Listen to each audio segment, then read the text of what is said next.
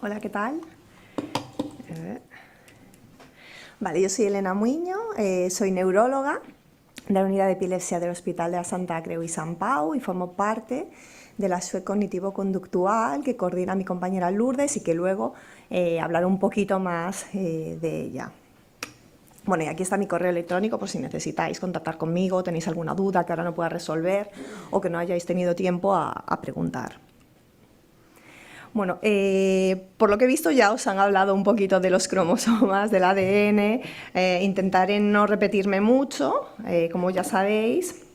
La enfermedad de la que hablamos se debe a variaciones genéticas en el gen SYNGAP1 que está en el cromosoma número 6 que tenemos en todas las células, y en concreto esta terminología lo que quiere decir es que está la P en el cromosoma pequeño. Si os fijáis, en el brazo pequeño, perdón, tienen como una parte más pequeña que la otra y está en una banda que se dice 21,3 y entonces te lo localiza aquí. Es como el GPS, una coordenada. Y como ya sabéis, tenemos dos cromosomas de cada dos pares, un par, perdón, de cromosomas de los 23 que tenemos, de tal manera que uno viene de nuestro padre y uno viene de nuestra madre.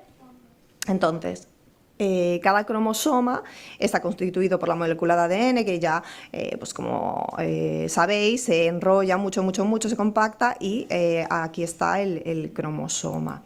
Y cada cromosoma tiene diferentes genes que van a dar la instrucción para fabricar una proteína. Entonces, SYNGAP1 es un gen que va a dar las instrucciones para fabricar una proteína que se llama proteína sináptica activadora de la Ras-GTPasa1. Esta es una proteína que se encuentra en la sinapsis. Las sinapsis son las uniones entre las ramificaciones de las neuronas. Las neuronas tienen prolongaciones que se contactan unas con otras para enviar señales, y en la sinapsis, que está aquí, en esta unión, es donde se localiza esta proteína que va a activar a otras que son de la familia Ras, y esta familia lo que se encarga es del crecimiento y diferenciación celular. Y la diferenciación celular básicamente es, si tú tienes una célula madre, pues cuando somos embriones partimos de células que están desdiferenciadas, es decir, que pueden acabar siendo células sanguíneas, pueden acabar siendo neuronas, etcétera. Y estas proteínas nos van a ayudar a diferenciarlas, pues a que sea un músculo, a que sea una neurona, a que sea un glóbulo rojo. Por tanto, es necesaria para la correcta función del cerebro, la plasticidad neuronal, etc.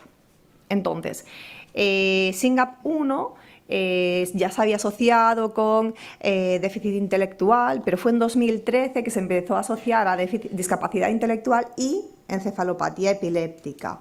Hay un daño en la función cerebral que va a ocasionar que el paciente pueda tener crisis epilépticas. Las variantes genéticas patogénicas son de novo, es decir, surgen de repente en el paciente, no es algo heredado que el padre y la madre haya transmitido, y es en heterocigosis, es decir, con que uno de los cromosomas, de los genes, esté mal, ya el paciente va a tener la enfermedad. La prevalencia se estima que es menos de 1 de cada millón, pero si miramos a aquellos pacientes con discapacidad intelectual, se estima que hasta un 1% puede tener variantes patogénicas de este gen. Y si miramos dentro de las encefalopatías epilépticas del desarrollo, lo mismo, hasta un 1%.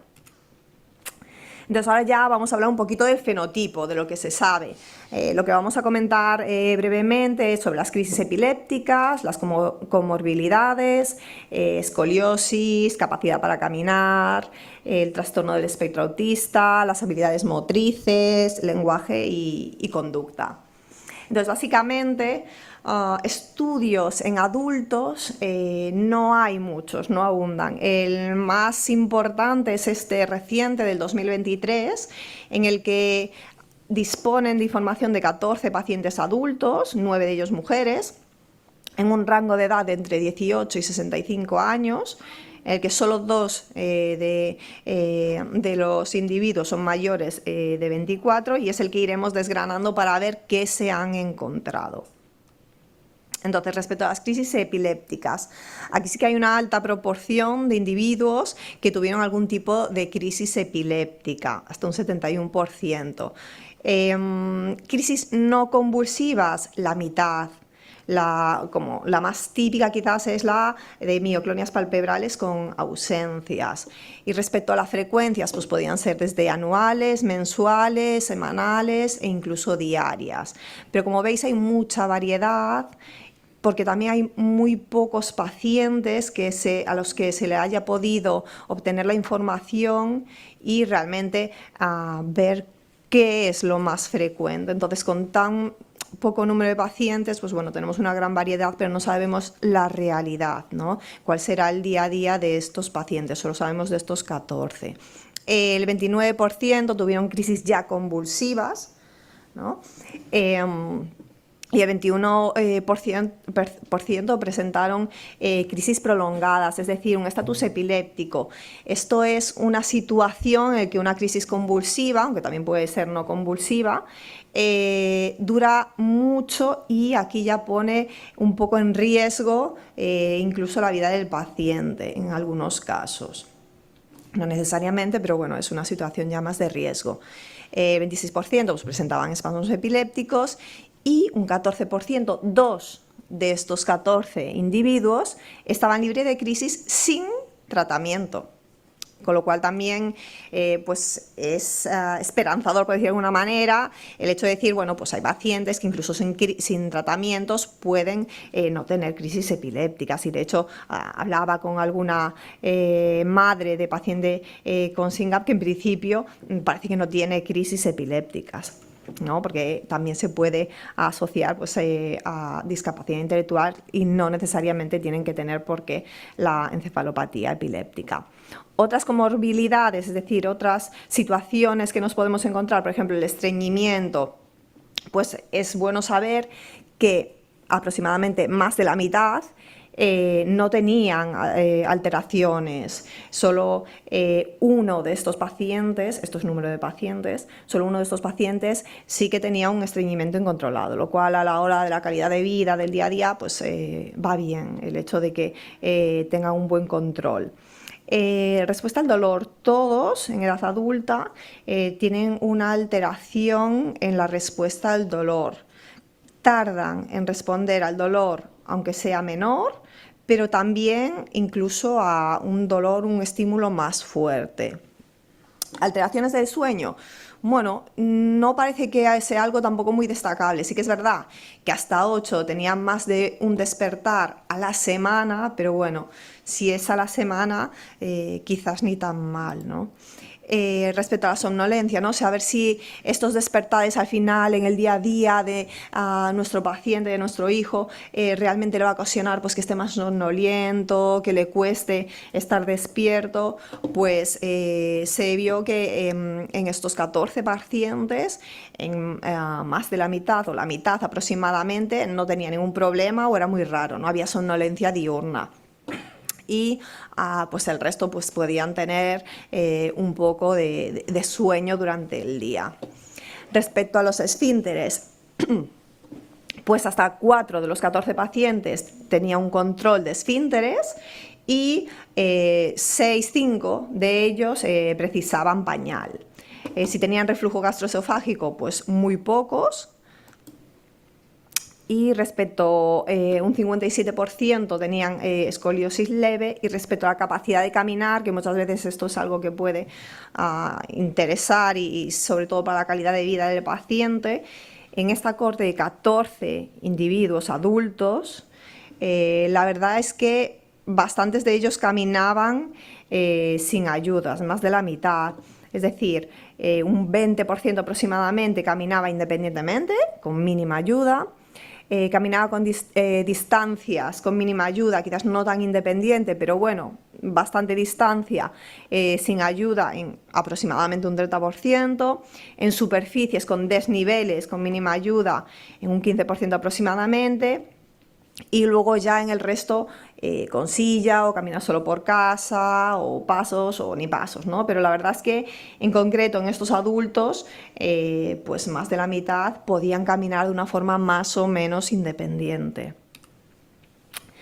Respecto al trastorno del espectro autista, la verdad es que había una gran proporción de pacientes que tenían TEA.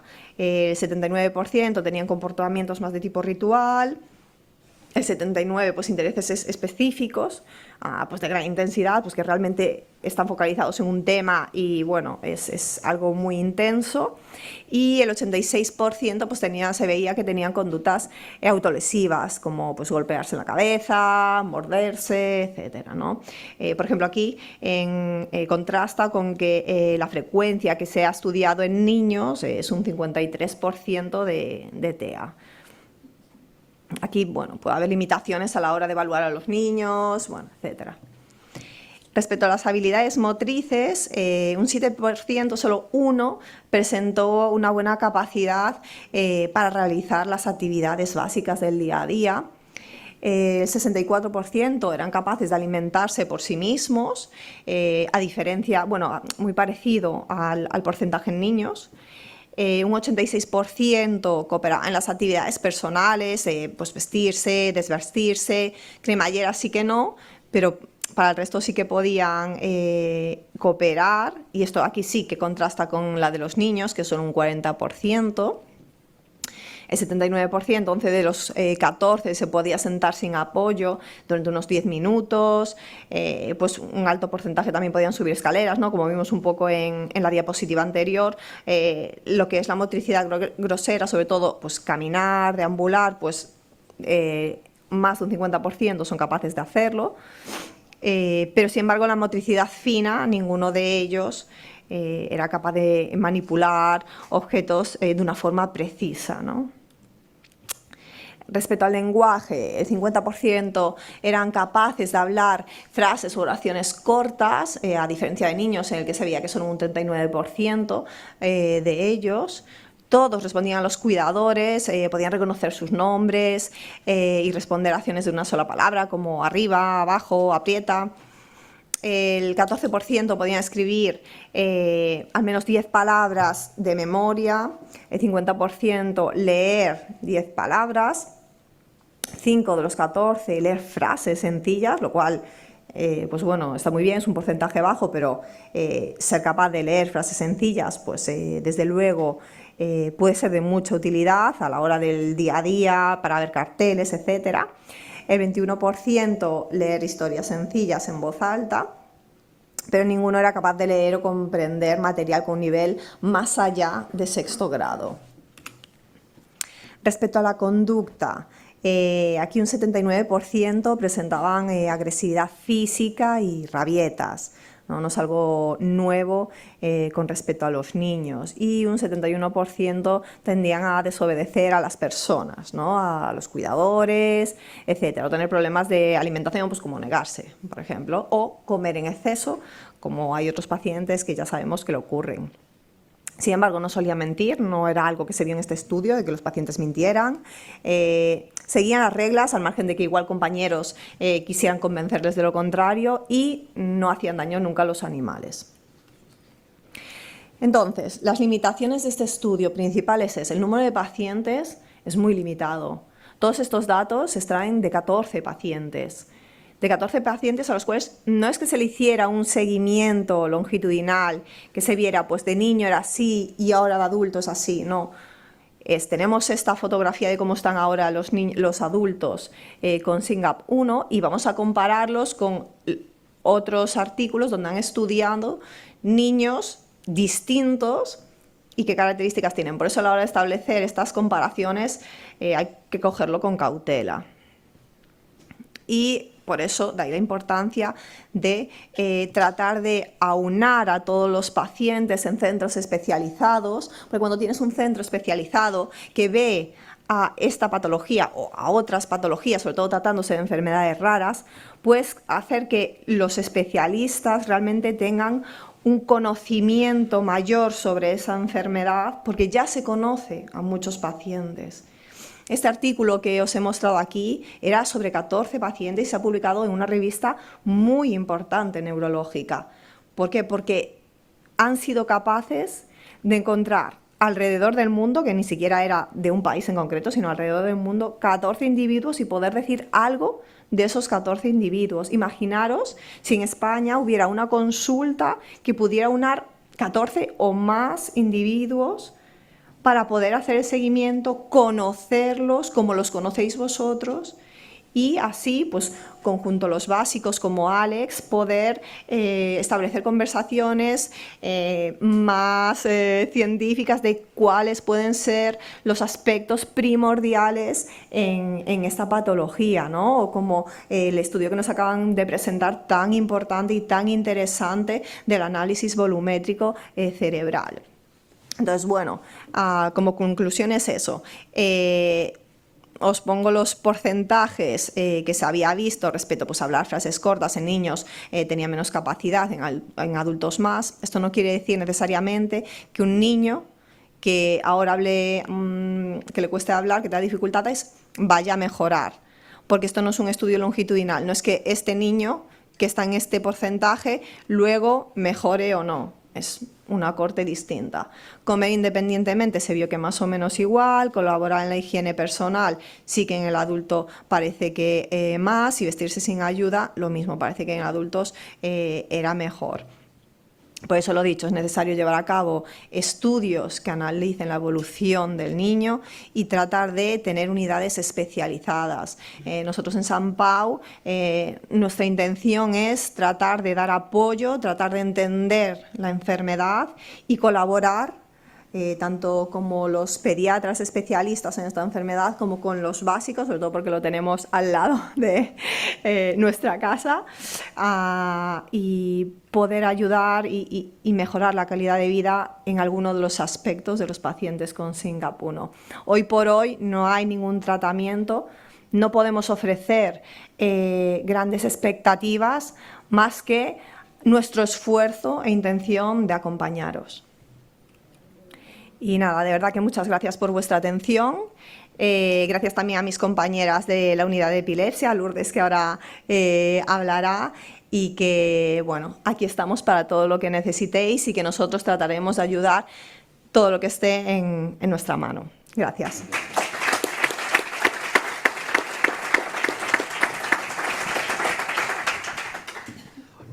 Hay una pregunta a través de Zoom. Valeria Torceta nos pregunta, ¿tienen información sobre el abordaje terapéutico dado al paciente durante su infancia o adolescencia? Y habla de carga horaria, módulos terapéuticos, etcétera. Sí, en adultos tenemos información sobre cómo ha estado el niño.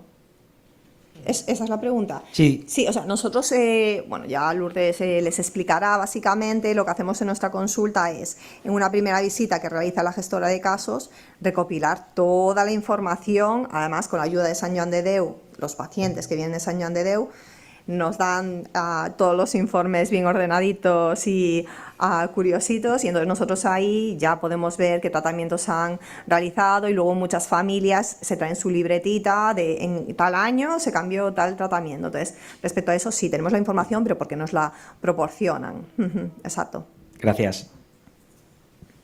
¿Alguna pregunta más? Y perdón, por eso, si somos capaces de organizarnos, la idea sería de realizar estudios, y teniendo esta información que nos comentan los pacientes, poder ver cómo, y con la colaboración evidentemente de Sant Joan de Déu, que muchos de los pacientes vienen de mano de ellos, ver si podemos hacer estudios más longitudinales, más transversales a nivel pediatría adultos, ¿no? Tener una mejor comunicación, y ahora nos comunicamos yo creo que bastante bien, y seguir en ello, ¿no?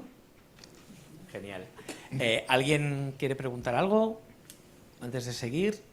Una muy rápida, ¿cuántos adultos SYNGAP tenéis ahora en Sant Pau? Ahora mismo 3. Por eso decimos que es muy importante a la hora de poder hacer estudios a nivel clínico. Ellos necesitaron 14 que estaban distribuidos alrededor del mundo. Por eso, si nosotros tuviéramos una corte mayor, es más fácil sobre todo entender al paciente, a la familia y qué es lo que le ocurre.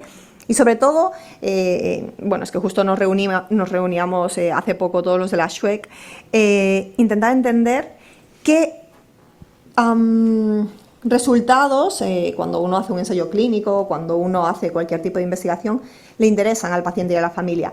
Pero a mí me puede interesar, bueno, a nivel cognitivo o a nivel volumétrico, pues voy a aumentar el cerebelo o voy a aumentar...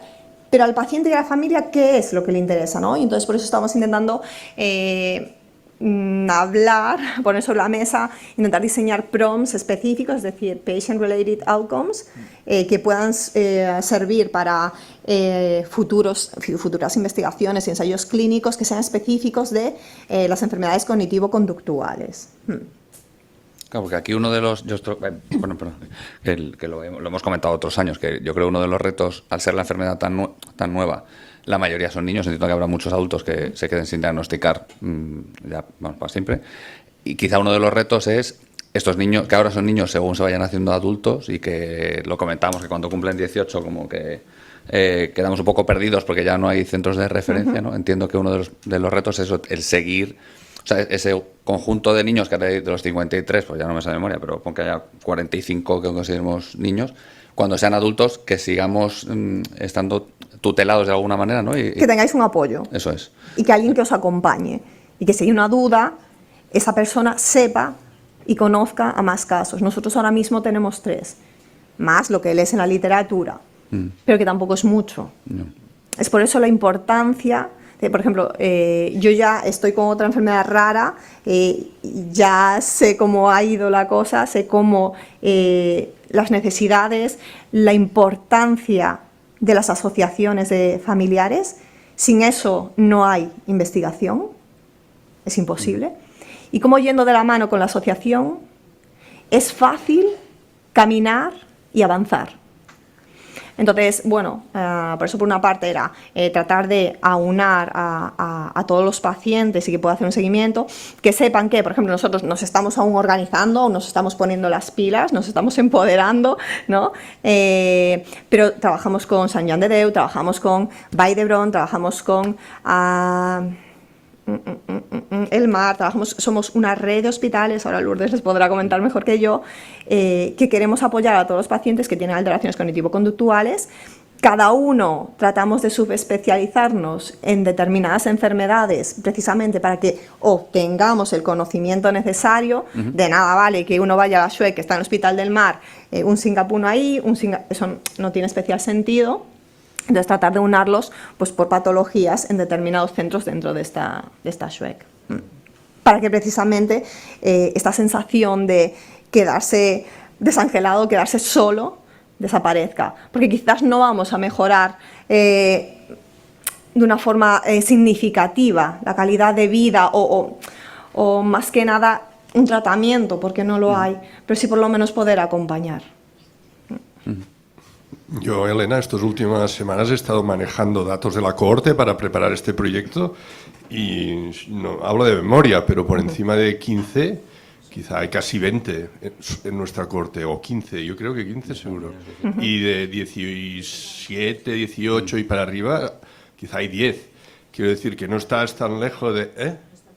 Correcto. O sea que hay lo que pasa es que, claro, están desperdigados por España, pero que están, o sea que ya tienes un número parecido al del artículo que decías. Por eso lo importante, yo creo, y aparte de la asociación, y a Monse, muchas gracias por darme esta posibilidad de poder hablar con ustedes, es nosotros que nos estamos organizando, poder ofrecer, poder explicar que nos estamos organizando y que en breves esto ya se va a poner en marcha a nivel intentar, pues, lo que sea, colaboraciones, pues contigo, con lo que sea, poquito a poco porque somos poquitas, pero desde luego ilusión mucha. Sí, ilusión mucha además. En realidad de 4, 5, 6 años somos menos. Los últimos años hay pocos diagnósticos, además, por algún motivo que no... Por eso, todos los que lo necesiten y que les apetezca colaborar y unirse a nuestra consulta, no hay problema, nosotros estamos abiertos, todos los pacientes pueden visitarse en nuestra consulta, pero bueno, Lourdes ya les comentará mejor, que es la coordinadora y la cabeza pensante de la SUEC, yo solo soy la neuróloga, pues les podré explicar mejor. Yo otra cosa es que los que vayan llegando... Para que te oigan en casa también. Perdón, sí. No, que otra cosa es que, claro, los que vayan llegando os llegarán con mucha más información previa, ¿no? Quiero decir que los 3 pacientes que tenéis, ¿has dicho 3? Los 3 pacientes que tenéis, a lo mejor hay pocos datos de ellos mismos, sobre todo de años anteriores, de niños, de cuando eran niños. Bueno, pero los que vayan entrando en el futuro entran con muchos datos, porque, Sí. por ejemplo, claro, de nuestros niños, ahora mismo aquí en Sant Joan de Déu hay muchísima información. Por eso, no. Y Sant Joan de Déu tiene un equipo de transición con los cuales hablamos, y es lo que me refería, que Sant Joan de Déu nos pasa los informes bien ordenados, con muchísima información. Nada que decir de cómo lo hacen aquí en Sant Joan de Déu. Es un lujo, de hecho, poder colaborar con ellos. Y aún así, los que no vienen de Sant Joan de Déu, pues los familiares suelen ser bastante meticulosos, la mayoría. Y muchas veces nos hemos encontrado con las libretitas que son maravillosas, que por fecha te dicen el tratamiento, por qué se lo han cambiado, pues le sentó mal porque hizo esto. Para nosotros es primordial, porque si le queremos poner un tratamiento y no sabemos por qué se lo han retirado, igual fue pues porque ese día tenía más somnolencia, pero no era ese el motivo, realmente fue casualidad y podemos volver a probar. O igual le dio un efecto adverso severo y no podemos dárselo. Por eso es de gran utilidad.